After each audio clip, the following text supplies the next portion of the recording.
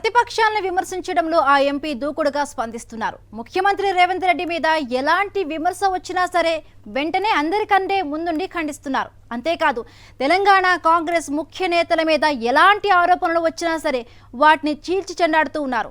రాజకీయాలతో సంబంధం ఉన్నవారే కాదు, బయట వారైనా సరే ప్రభుత్వాన్ని ఏదైనా అన్నా సరే వెంటనే కడిగేస్తున్నారు. ఇక సాధారణంగా ఎంపీలు ఏదైనా సందర్భం వస్తేనే నోరు విప్పుతారు తప్ప ఆ ఎంపీ మాత్రం పార్టీ అధ్యక్షుని కంటే ఎక్కువగా చొరవ చూపించడం గాంధీ భవన్లో చర్చనీయాంశంగా మారింది.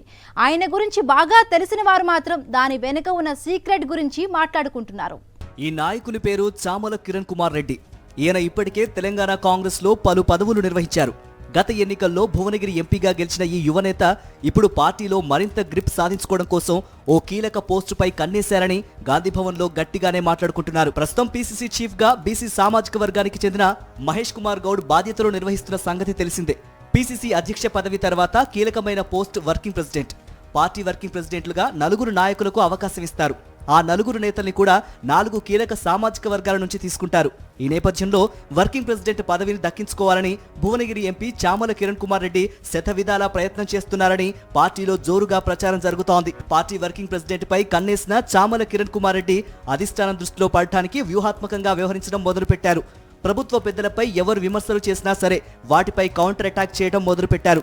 ముఖ్యంగా బీఆర్ఎస్ వర్కింగ్ ప్రెసిడెంట్ కేటీఆర్ కు కౌంటర్ ఇవ్వడంలో చామల మరింత చొరవ చూపుతున్నారని గాంధీభవన్ వర్గాలు చెప్పుకుంటున్నాయి. ఇక సీఎం రేవంత్ రెడ్డి మీద ఈగ వాలినా సరే ఎంపీ చామల ఫైర్ అయిపోతున్నారు. కాంగ్రెస్ వర్కింగ్ ప్రెసిడెంట్ పదవిని దక్కించుకోవడంలో భాగంగా ఎంపీ చామల కిరణ్ కుమార్ రెడ్డి దూకుడుగా రాజకీయాలు చేస్తున్నారని తెలంగాణ రాజకీయాల్లో చెప్పుకుంటున్నారు. ఆయన ప్రయత్నాలు ఎంత మేరకు సఫలమవుతాయో చూడాలి.